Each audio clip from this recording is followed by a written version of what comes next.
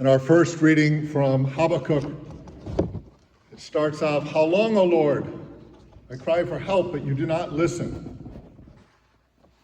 And then it talks about sadness and despair and the violence and destruction that they've witnessed.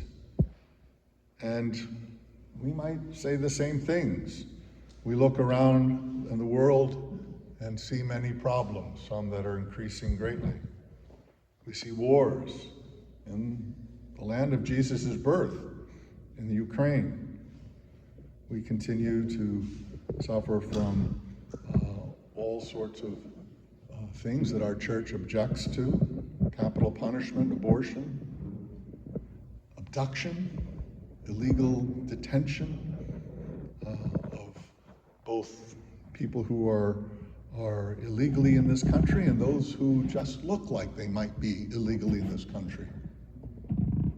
We suffer from homelessness and poverty still, even though we're the richest nation in the history of the world, and we have the richest people who've ever lived in all of history, who own more than most of us all put together.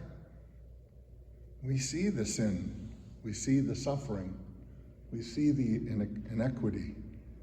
And like Habakkuk, we could cry out, "How long, O Lord? How long must we suffer?" Unfortunately, the answer is not so great. In the gospel today, the apostle said, "We need help, God. Increase our faith." And Jesus' answer is, do you think the servants just get to come up and sit at the table? You're supposed to do your job. You're supposed to do what you've been called to do.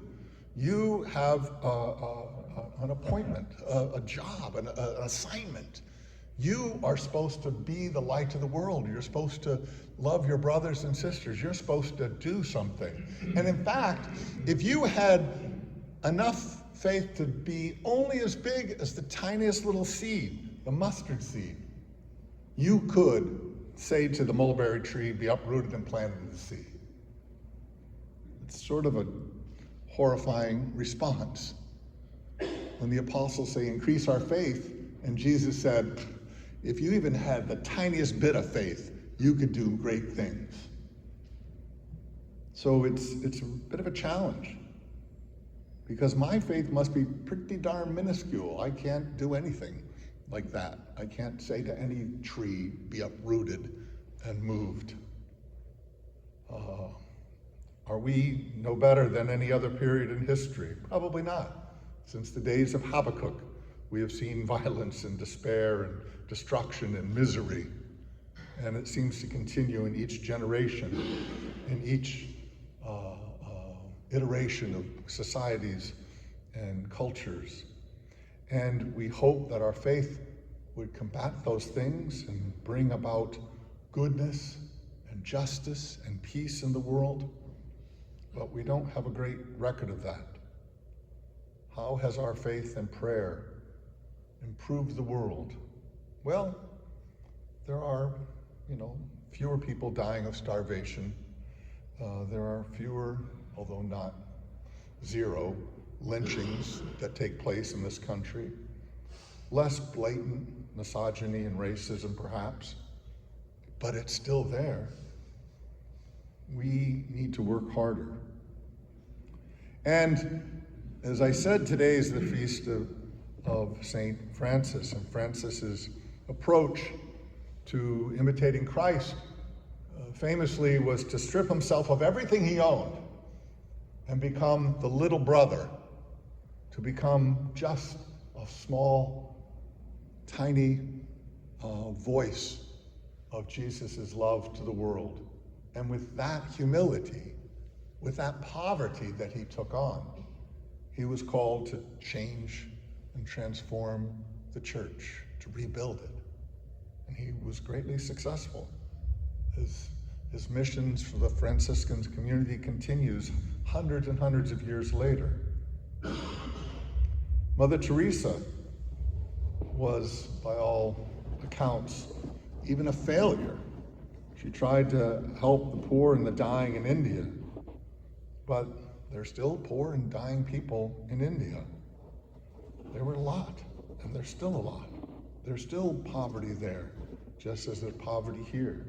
There are people still dying on the streets in Calcutta, just as people die on the streets of Portland. Perhaps not much has changed. You've heard the story, no doubt, of the little child on the seashore who was picking up starfish that seemed to be drying out in the sun and throwing them back in the sea, and someone says, "You're never going to get them all. Look at all those starfish. You're never going to save them all."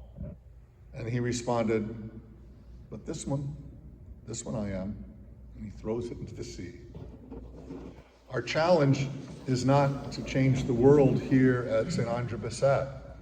We're not expected to end poverty or homelessness or despair.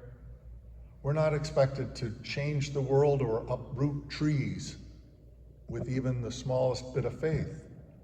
But we are called to do what we can. We are called, like St. Francis, to just, with the smallest of possessions, change the world. We are called, like Mother Teresa, to face the poverty that she sees right in front of her and do what she can. Maybe our faith isn't as big as a mustard seed. Maybe Mother Teresa and St. Francis's weren't either. I don't remember stories about trees being uprooted. Certainly, my faith isn't that big. But the gospel message tells us that as long as we are servants of God and are committed to doing our best, to picking up those starfish one by one, we can be called servants of the Lord. And we may not change the world completely, but we can change our neighborhood for the best. We can let Jesus take care of the big things and the uprooting, but we can do what we can. We're just a small chapel. We're just a tiny little corner here in Portland. We have limited power, but we have a small voice. But we're called to do great things.